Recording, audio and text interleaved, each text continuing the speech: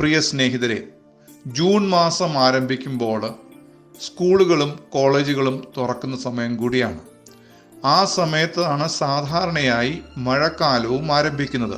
എന്നാൽ ഇടവപ്പാതി എന്നിങ്ങനെ മഴക്കാലം ആരംഭിക്കുന്ന സമയം ഈ കഴിഞ്ഞ ചില വർഷങ്ങളായി മാറിക്കൊണ്ടിരിക്കുകയാണ്. അപ്പോൾ പ്രായമുള്ളവർ പറയുന്നത് ഇപ്പോൾ കാലാവസ്ഥ പോലും മാറി മറിഞ്ഞു കിടക്കുകയാണ്. ഒന്നും പഴയ ക്രമീകരണം അനുസരിച്ച് അതിൻ്റെതായ കൃത്യസമയത്ത് ഒന്നും സംഭവിക്കുന്നില്ല, എല്ലാം മാറി മറിഞ്ഞിരിക്കുന്നു എന്ന് പരിതപിക്കുന്നവരുണ്ട്. എന്നാൽ കാലാവസ്ഥാ നിരീക്ഷണ കേന്ദ്രത്തിലുള്ളവരോട് ചോദിച്ചാൽ അവർ പറയും, പണ്ടത്തെ പോലെയല്ല, പ്രകൃതിയിൽ പല മാറ്റങ്ങൾ വന്നിട്ടുണ്ട്. കടലിൽ ഉണ്ടാകുന്ന വ്യതിയാനങ്ങൾ, വായുവിൽ അന്തരീക്ഷത്തിലുണ്ടാകുന്ന മാറ്റങ്ങളൊക്കെ കാലാവസ്ഥയെ വളരെ ബാധിക്കുന്നുണ്ട്. ചില വർഷങ്ങൾക്ക് മുൻപാണല്ലോ സുനാമി നമ്മുടെ കേരള തീരത്തും ഇന്ത്യയുടെ പല ഭാഗത്തും ലോകത്തിൻ്റെ പല ഭാഗത്തും ആഞ്ഞടിച്ചത്. എത്രയോ നാശനഷ്ടങ്ങൾ ഉണ്ടായി. അപ്പോൾ ഇവിടെയൊക്കെ ധാരാളം നാശനഷ്ടങ്ങളും ആളപായവും ഉണ്ടായതായി നാം കേൾക്കുകയും കാണുകയും ചെയ്തതാണ്. ഞാൻ ആദ്യം പറഞ്ഞതുപോലെ നമ്മുടെ കുഞ്ഞുങ്ങൾ സ്കൂളിലേക്ക് കടന്നു പോകുമ്പോൾ അവർ മഴ നനയരുത്, അവരുടെ പുസ്തകങ്ങൾ, സ്കൂൾ ബാഗ് നനയരുത് എന്നൊക്കെ ചിന്തിച്ച് അവർക്ക് വേണ്ടി എല്ലാ കരുതലും എടുക്കുവാൻ ശ്രമിക്കുന്ന മാതാപിതാക്കളാണ് നാം എല്ലാവരും തന്നെ. എന്നാൽ അതിന് കഴിയാത്തവരുമുണ്ട്. കഴിഞ്ഞ വർഷത്തെ സ്കൂൾ ബാഗോ അല്ലെങ്കിൽ മുൻപ് ആരൊക്കെയോ ഉപയോഗിച്ച പുസ്തകങ്ങൾ പഴയത് വാങ്ങിച്ച് ഈ പുതിയ വർഷം കൊണ്ടുപോകേണ്ട സ്ഥിതിവിശേഷം അല്ലെങ്കിൽ ആ നിർത്തന അവസ്ഥ കാരണം ഉള്ളവരും നമ്മുടെ നാട്ടും പ്രദേശങ്ങളിലൊക്കെ ഉണ്ട്. അപ്പോൾ ഞാൻ പറഞ്ഞു വരുന്നത്, മാതാപിതാക്കൾ എന്ന നിലയിൽ അവരുടെ ഉത്തരവാദിത്വമാണ് കുഞ്ഞുങ്ങൾക്ക് വേണ്ട പരിരക്ഷ കൊടുക്കുക, അവരുടെ ജീവിത ആവശ്യങ്ങൾക്കും വിദ്യാഭ്യാസത്തിനും വേണ്ട കരുതൽ കൊടുക്കുക എന്നുള്ളത്.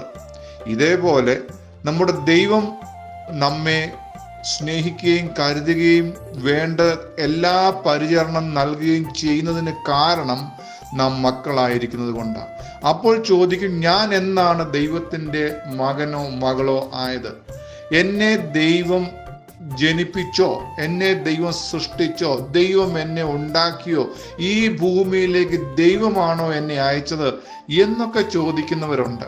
എന്നാൽ ഞാൻ നേരത്തെയൊക്കെ സൂചിപ്പിച്ചതുപോലെ ദൈവത്തെ കൂടാതെ ഒരു മനുഷ്യനും ഭൂമിയിൽ ജീവിച്ചിരിക്കാൻ കഴിയുകയില്ല. ജനിക്കുന്നത് തന്നെ ദൈവത്തിൻ്റെ കരുണയാണ്. ദൈവത്തിൻ്റെ പ്ലാനിലാണ് നാം ജനിക്കുന്നതും ജീവിക്കുന്നതും മരിക്കുന്നതും എല്ലാം തന്നെ. കാരണം മരണവും ജീവനും എല്ലാം ദൈവം നിയന്ത്രിക്കുന്നു എന്നാണ് വേദപുസ്തകത്തിൽ പറയുന്നത്. അപ്പോൾ ദൈവത്തിൻ്റെ സൃഷ്ടിയായി ദൈവം ജനിപ്പിച്ചു വിടുന്ന മനുഷ്യൻ ഏവനും ഈ ഭൂമിയിൽ ജീവിക്കുമ്പോൾ ദൈവം ഓരോ ദിവസവും നോക്കുകയാണ്, ഞാൻ ദൈവത്തിൻ്റെ സൃഷ്ടിയായി ഈ ഭൂമിയിൽ ആയിരിക്കുന്ന നിമിഷങ്ങൾ, എൻ്റെ പ്രവൃത്തികൾ, എൻ്റെ ചിന്തകൾ, എൻ്റെ വിചാരങ്ങൾ, എൻ്റെ സംസാരം, എൻ്റെ നോട്ടം എല്ലാം ദൈവം വീക്ഷിക്കുന്നുണ്ട്. ഇത് പലപ്പോഴും മറന്നാണ് നാം പല കാര്യങ്ങളിലും ഏർപ്പെടുന്നത്. ആരും എന്നെ കാണുന്നില്ല, ഞാൻ ചെയ്താൽ എന്നെ ചോദ്യം ചെയ്യാൻ ആരുമില്ല എന്നൊക്കെ ചിന്തിക്കുന്നവരുണ്ട്. എന്നാൽ നാം നമ്മുടെ കുഞ്ഞുങ്ങളെ ഓരോ നിമിഷവും കാണാനും അറിയാനും ശ്രമിക്കുന്നത് പോലെയല്ല, അതിനേക്കാൾ ഉപരിയായി ദൈവത്തിന് പ്രത്യേക പരിശ്രമവും വേണ്ട. ദൈവം അതിനുവേണ്ടി ഒരുങ്ങി വരേണ്ട കാര്യമില്ല.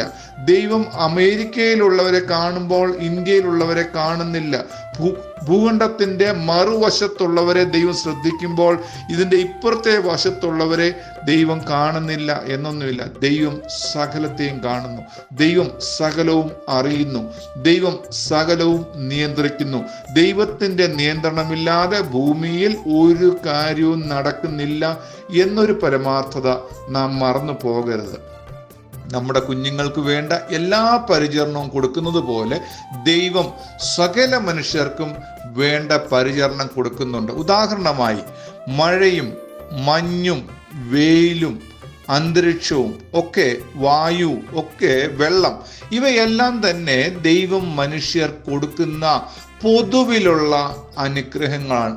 കാരണം ദൈവത്തിൻ്റെ ഉത്തരവാദിത്വം കൂടിയാണ് താൻ ജനിപ്പിച്ച, താൻ നിയന്ത്രിക്കുന്ന, താൻ നോക്കുന്ന, കാണുന്ന, പരിചരിക്കുന്ന മനുഷ്യന് വേണ്ട പൊതു നന്മകൾ, പൊതുവിലുള്ള നന്മകൾ ഉണ്ടാകണം എന്നുള്ളത്.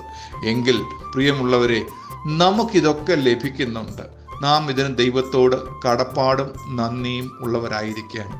ഇതൊക്കെ ലഭിച്ചിരിക്കുന്ന ഭൂമിയിൽ വെള്ളവും വായുവും വെയിലും മഴയും മഞ്ഞും ഒക്കെ ലഭിച്ചത് നാം ന്യായമായി ഉപയോഗിക്കുന്നുണ്ടോ? ഉപയോഗിക്കുമ്പോൾ നാം ദൈവത്തോട് നന്ദിയുള്ളവരായിരിക്കുന്നു. ഇനിയും പൊതു നന്മകൾ എന്ന വാക്യം നേരത്തെ ഉപയോഗിച്ചു. ഈ പൊതു നന്മകൾ കൂടാതെ വേറെയും ചില നന്മകൾ ദൈവം നമുക്ക് നൽകുവാൻ ആഗ്രഹിച്ച് ഒരുക്കി വച്ചിട്ടുണ്ട്.